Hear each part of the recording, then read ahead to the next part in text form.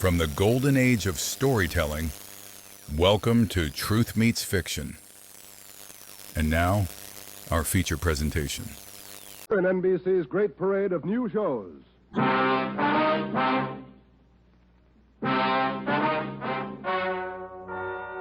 and gentlemen, the story you are about to hear is true.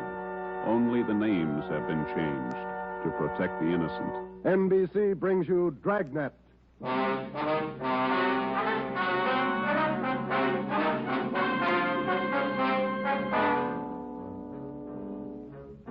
You're a detective sergeant. You're assigned to homicide.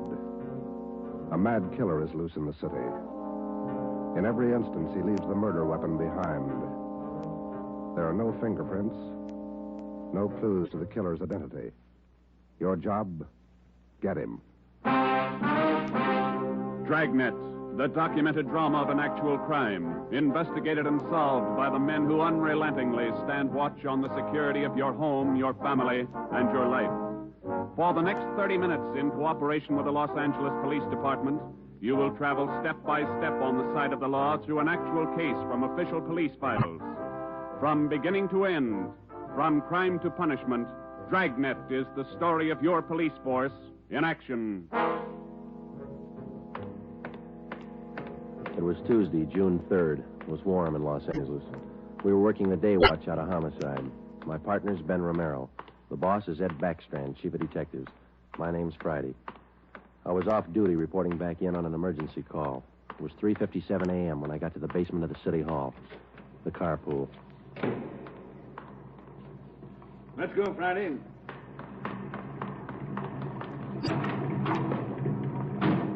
Sorry to call you back in. Couldn't be helped. All right, Ben. Okay, Skipper.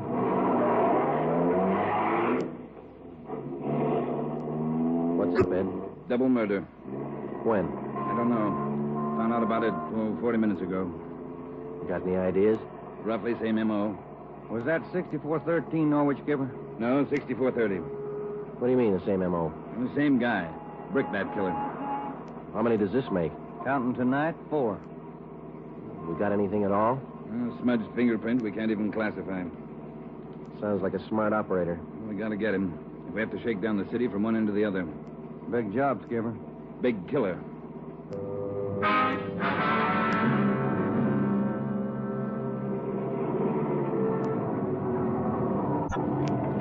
At 4:26 a.m., we pulled up in front of 6430 Norwich Drive, a small group of bungalow apartments facing on an oval-shaped garden court. 2 uniformed officers were stationed at the door to the apartment. Hiya, Chief. Hiya, fellas. We went inside. Wellberg from Homicide was waiting for us. This way.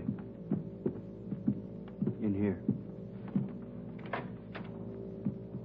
Well, there they are. Yeah. Mother, daughter. Joe, on the floor beside the bed. Yeah, a red brick.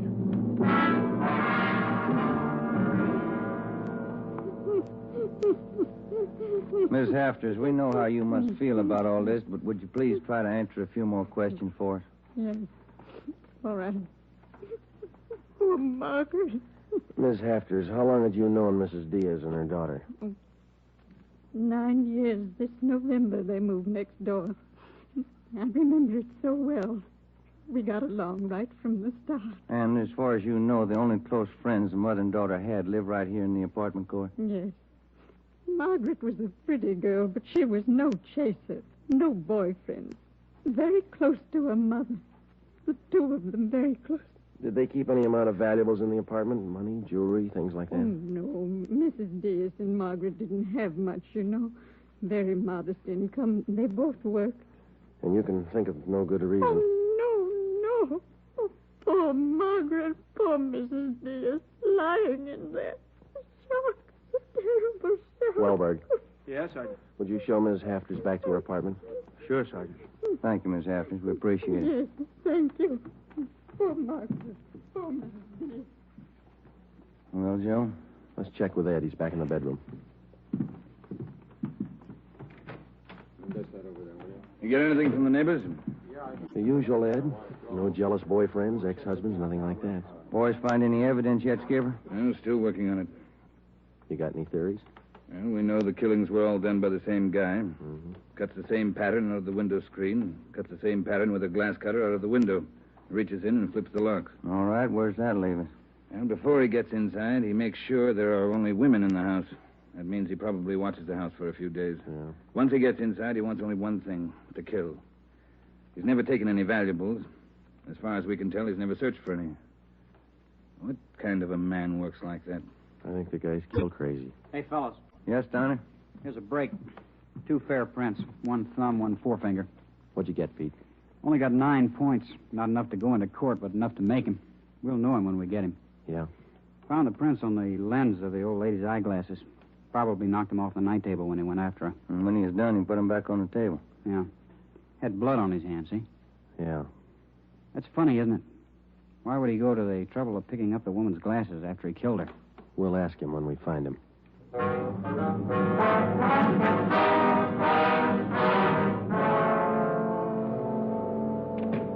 Hi, Ben. Joe. Might have something for you. We can use it, Lee. Hold it just a minute. Yeah.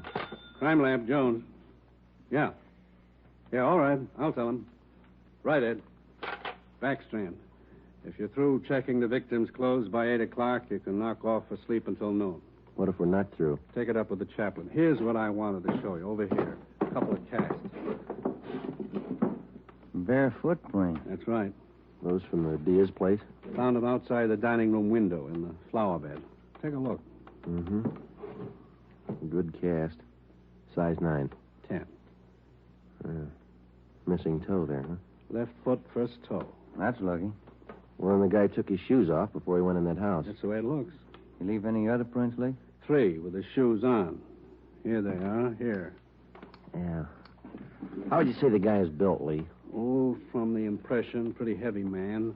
There's no full length of stride, or I might give you an idea of his height. How about the bricks, Lee? Here they are, all 3 of them.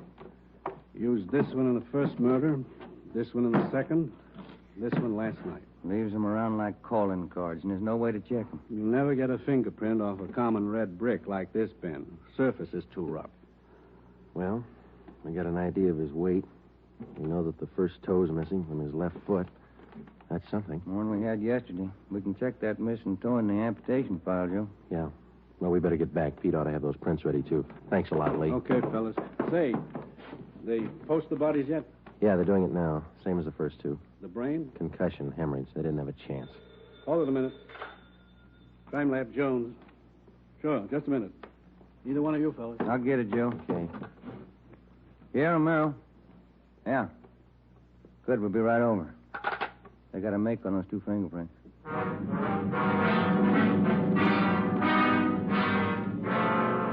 Okay, Joe. Single print file. Made him on the index finger. Let me see, Pete.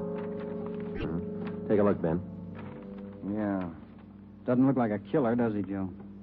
Kind of nice looking. That's right, Pete. They said the same thing about John Dillinger. The name at the top of the make sheet read Carlos Richard Monterey, male, Caucasian, age 19, height 5 feet 11 inches, weight 165 pounds, dark brown hair, dark brown eyes. Last known address, 1663 Naples Street, Los Angeles. Previous arrests, 1, auto theft, February 8th, 1936. That was all. Ben and I had been expecting more. The information on the mama sheet for Monterey was 13 years old. So was the picture. So was the description. So was the address. In 13 years, a man can change in 1,000 ways. So can his habits, his appearance, his address. In 13 years, everything can change except 2 things. A man's fingerprints and a physical deformity.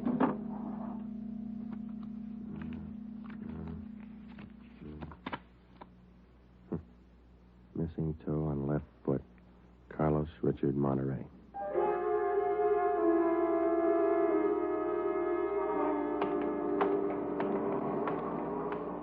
Here it is, Joe. 1663 Naples. Yeah, come on.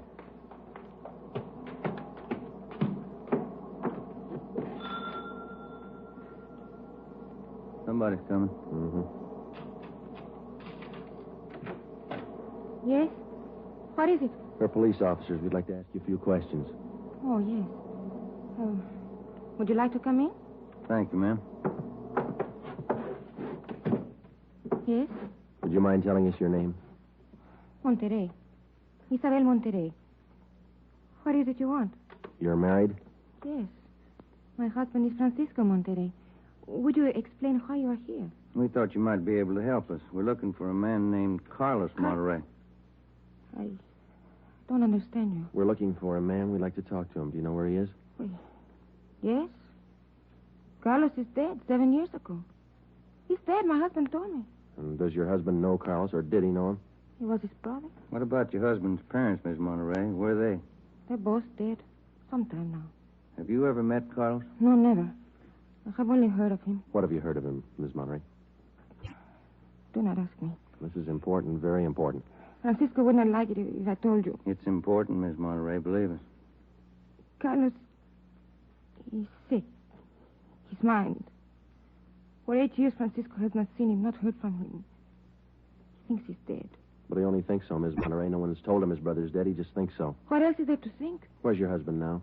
At his work, the store, Nara Street near Main, grocery, Monterrey Cartwright grocery.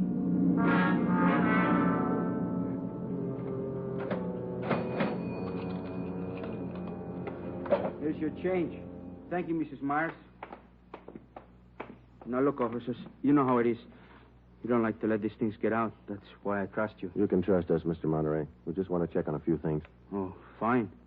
Always glad to help out if I can. Well, can you tell us if your brother was ever in a mental institution in his life? Oh, I know there was nothing wrong. 1923. Got a little bad, so Mom and Dad had to put him away for a while, just till he calmed down. I remember the day. Sometimes, dumb, stupid kid, what do you know? Standing there by himself in the train, crying. The public nurse, stupid way he cried. What do you do? I cried, too. I was only 10, Sergeant. I saw him go. He was alone. Later on, Mr. Monterey, your brother was released from the state institution. Yeah, he was 16. And then he started running around, playing tough, carried a gun, lived by himself. He never came around. He dropped from sight about 1938. You haven't heard from him since then? Nothing. Never seen him. Do you know of anybody who might have seen him? Ooh, there was a girl he had. Anita something. On Soteo Street. Anita Martin, yeah, that's it. Soteo Street. Maybe she's seen him. Ask her. Maybe she's seen him. Carlos Monterrey? Not in a year. Last March he was in. When I was working at the Peacock, down on South Main. He came in, we talked for a while. That was all. And you haven't seen Carlos for the past 2 months or so? I tell you, no. Has he written to you? Has he phoned you? Once, 3 weeks ago, he phoned. Here. He left a message with my girlfriend. But he didn't call back again. Now, that's it. That's all I know. Thank you, Miss Martin. Here's our card. If he does call, you'll let us know. Yeah, I'll let you know. You liked Carlos, is that it, Anita? Like him? No, I didn't like him. He was funny. But he was nice. You know, I pitied him. Why did you pity him, Miss Martin? Well, he was a good fellow who was strange. He could smile, you know. He had a nice smile, but you could tell he was never laughing. There was something in his mind. Something... Oh, I don't know.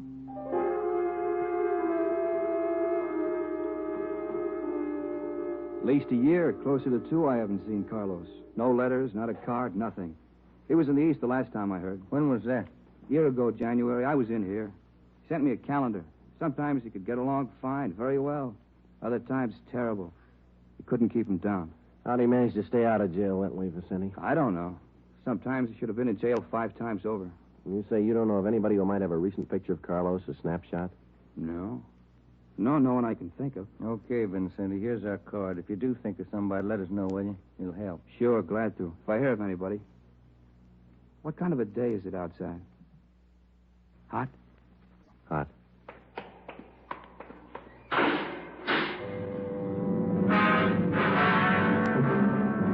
By 5 o'clock that afternoon, Ben and I were certain of one thing. Carlos Monterrey was in the city of Los Angeles, somewhere. We drove back to the office and told Ed Backstrand about our interviews with Monterrey's relatives and his friends. Inquiries and requests for further identification and information on him were immediately relayed to the state mental institutions.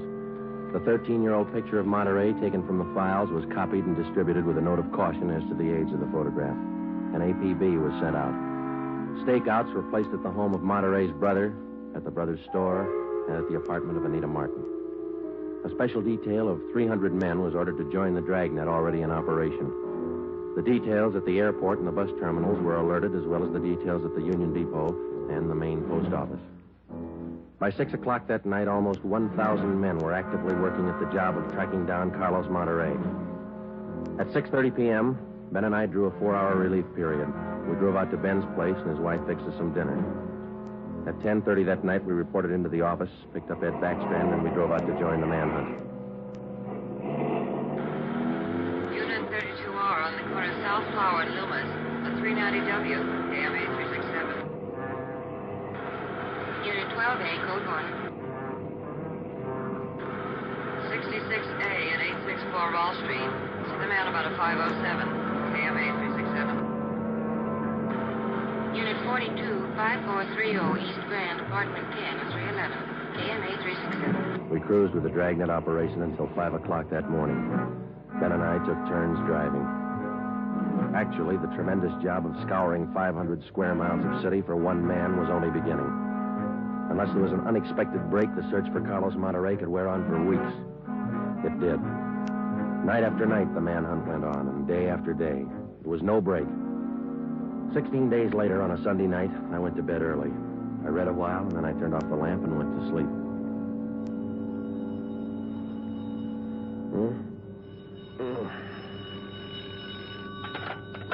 Hello? Friday talking. Sorry, Joe. Get in here as fast as you can. What's the matter? That girl Monterey knew, the one you talked to, Yeah? she left her apartment, went to her girlfriend's. Yeah? She's dead.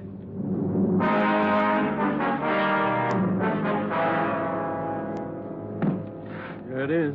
Ordinary red brick. Surrounded by the body.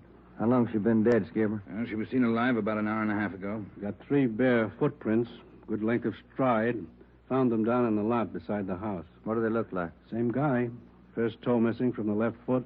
The same weight impression. Should be about 5'11". That checks out with what you got, doesn't it? All right, so it's the same guy. What about those shoes we found, Lee? Yeah, they correspond. They were impregnated with foreign matter. What'd you find? Particles of lettuce leaf, dry onion skin, traces of red cabbage. Maybe a vegetable counter. Maybe. What about the city wholesale market down on Front Street? What about any market in Los Angeles? No, Lee, that wholesale market is big enough to hide anybody. Hundreds of transients work in there.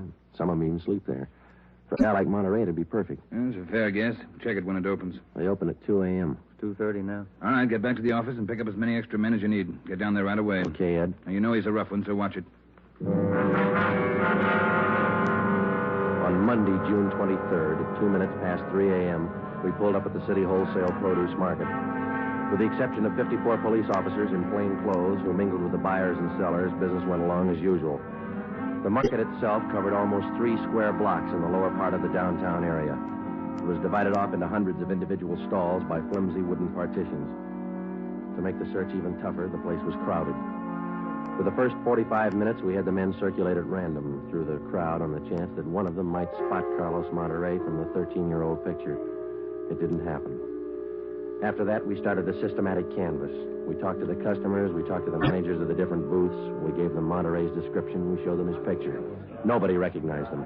We checked the employment records one by one. Not a sign. Sorry, Sergeant. I'd like to help. I've never seen the guy. Okay, Mr. Snyder, thank you.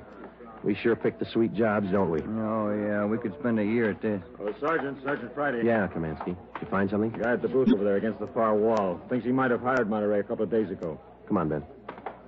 Where? Over there, Sergeant. You showing Monterey's picture? Yeah, he thinks it might be him. Mr. Fresnetti, this is Sergeant Romero, Sergeant Friday. Yes, I told your boy, Sergeant. This fellow Carlos, I hired him to help last Thursday. Big rush for me now, so I hired him. You sure he's the man? In the picture? I think so. A little older, maybe. Oh, but I know faces. He's the man. You looking for him? You say you hired this man last Thursday? That's right. It's a big rush for me now in the morning. I hired him Thursday. He worked Thursday, Friday, Saturday. But he don't show up this morning, so I got no use. Too many men to pick from. He don't show up, I let him go. What kind of work did he do for you? Same as he did for Schiller down there. Heavy work. Moving the stores, cleaning up. What kind of produce does Schiller handle, Mr. Francenetti? Fancy, very fancy vegetables. Choice. New potatoes, expensive red onions. Schiller sells to the big hotels. Does Schiller handle brown onions, Mr. Francenetti? Oh, only the best. Big dealer, that Schiller. Sells it to the big hotels. How long has this Carlos been working around the market? Oh, I don't know. Is it just like the rest? First he worked for me, then Largo Massini, then Schiller. Hey, why are you looking so hard for him? He stole something? He murdered somebody. Him? Mamma mia, murder. Do you have any idea where Carlos lives? Me? No. And if he comes back here, I tell him to get out. I got nothing to do with this trouble. No, you'll tell him nothing, Mr. Presidente. Here's our card. If you see Monterey again, call us. Say nothing to him. Oh, sure. I remember. Joe, call the chief at the office, will you? Message just came in. Thanks, Al. Come on, Ben. Yeah, there's a phone booth. See? No, I don't. Where? Straight ahead, little left. Oh, yeah. You got a nickel? Let's see. Oh, yeah. Yeah, there you are. Thanks. I'll see what Ed wants.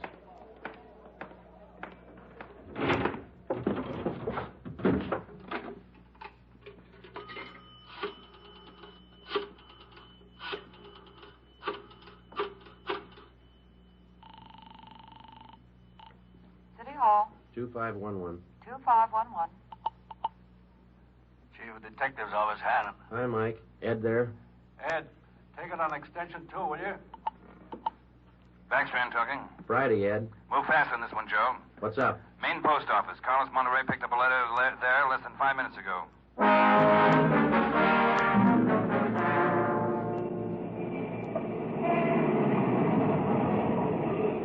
Come on, Ben. There's Ed over there with Wellberg. Yeah. Traffic short jammed up around here. Hi, Ed. Friday, Romero, you all set, Wellberg? All set, Chief. Spring Street to San Pedro. Sunset the first. Got it covered. Good. What's the story? Post office detail tipped us off. 5 minutes after 8, a man answering Carlos Monterey's description picked up a letter at the general delivery window. That was 16 minutes ago. Who spotted him? Sam Lane. Got a look at him just as he was leaving the window. Called to him to stop, but Monterey ran. Lane called me, and we threw a net over the area for 6 blocks around. And Monterey's still somewhere inside this area? I don't know how I could have gotten out. What's next? Well, I'll give him an hour to break for it. After that, we start a house-to-house search of the whole area. Stop all pedestrian and vehicular traffic for identification. You're going to jam up the depot traffic. That's cheaper than murder, Romero. Get going. The first hour we counted off in 5-minute segments. Like Backstrand, we felt close enough to Monterey to touch him. But he still wasn't there. The north and south ends of the blockade started to move in, slowly. Searching every store, every house, every conceivable place where a man might hide out. In the meantime, Ben and I worked the Spring Street side of the blockade, watching the faces of the pedestrians as they came through, one by one, examining all vehicles and their drivers. The morning wore on, the sun came out, and it started to get warm. By 11 o'clock that morning, Monterey still had not been found. The temperature was 93 in Los Angeles. It was still climbing. The search went on. At 10 minutes past 2 p.m., Backstrand made the round. How's it look, Skipper? Not good. Going slow. How much longer you figure? I don't know. It'll go to after dark, that's sure. District down here is like a rat's nest. Yeah. Nothing? Nothing. But he's someplace inside this blockade. He's got to be. Any chance of getting relief for the men in our squad? Some of them been working straight through since yesterday. I'll see. Check with me around 5 this afternoon. Thank you, Skipper. Keep a sharp lookout. One slip. That's all it takes. The search went on. At 3 o'clock that afternoon, the temperature was 95. We sweltered and we waited. At 3:45, Backstrand sent a squad of men into the Union Depot to search it from top to bottom. There was one false alarm when one of the men thought he saw Monterey slipping out a side door into a taxi. He turned out to be a train conductor. At 25 minutes past 4, Backstrand passed along the order to our detail to start moving in, house by house. It was a tedious job, and it went slow. The men were tired. At 5:30, the relief squad showed up.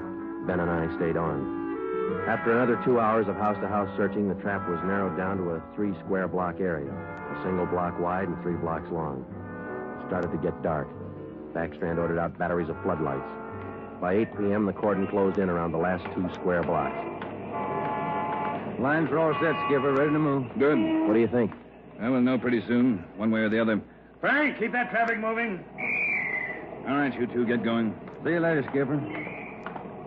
Joe, let's take a look in here. Okay. Sure is an old building. Yeah. Where'd Kamansky go? Oh, no, he's here a minute ago. Oh, wait, there's his flashlight. Down at the end of the corridor there. He's signaling. Yeah, come on. Kamansky? Yeah. Down below, Sergeant, in the basement. Come on.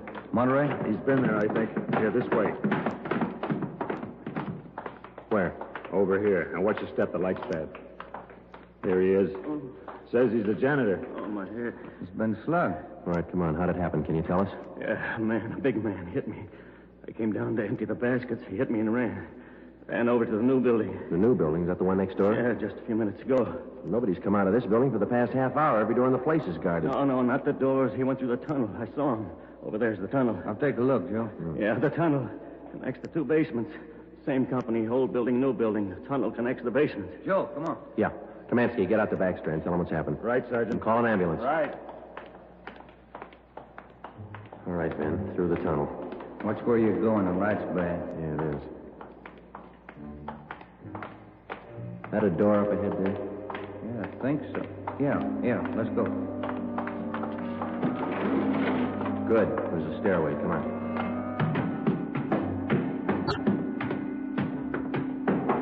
Watch the doors. Joe, the elevators. They're both on the third floor. Let's head for the stairs. Ben, come on.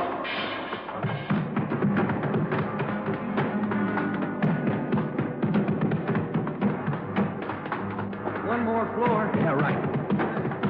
Come on, hurry. Yeah. Look, top of the stairs. There he goes. All right, hold it, you. Stuck in the elevator. Joe, he's going down. Well, we'll never make it on the stairs. Joe, look. This other elevator. The control lever's bent. Let's try it anyway. Yeah. All right, kick the control lever. Kick it, Ben. Very good. All right, Ben, knock the lever back. Come on, quick. Yeah. What's the matter? Joe, it's jammed. We're going past. All right, let's kick it. Here. There, that does it. Can you reach the door control? Wait just a minute. I'll see. Yeah. Okay. Well, he's still in the building. Both elevators are here now. Yeah. Down the hall, Ben. The office on the left, I think. Yeah. Here we are. All right, keep clear of the door. All right, Monterey, put on that gun and come on out. I'll kill you! I'll kill all of you! All of you! Okay, Joe, let's take it. Watch it, Ben. He's throwing everything he can get his hands on. Come on! I'll kill you! Get away! Come on, you! All right, Monterey. Come on, you. Okay, Ben, take him.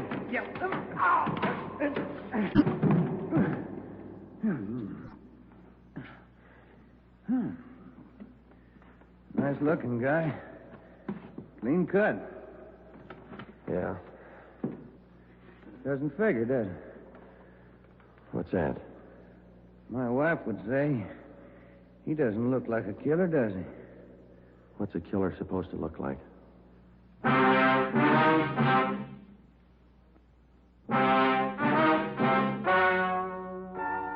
story you have just heard is true. Only the names were changed to protect the innocent. Carlos Monterey was examined by 5 different psychiatrists appointed by the Superior Court and was found to be sane. He was tried and convicted of murder in the first degree. He was executed in the lethal gas chamber at the state penitentiary.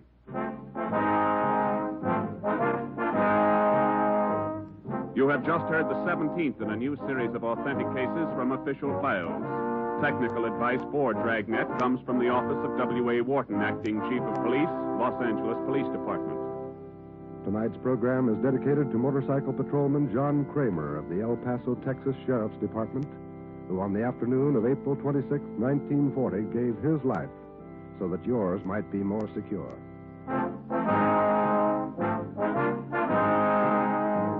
Dragnet came to you from Los Angeles.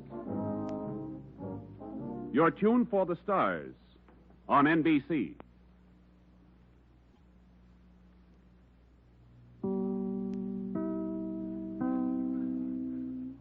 You've been listening to Truth Meets Fiction. Until next time, keep a light in the window and a story in your heart. Good night.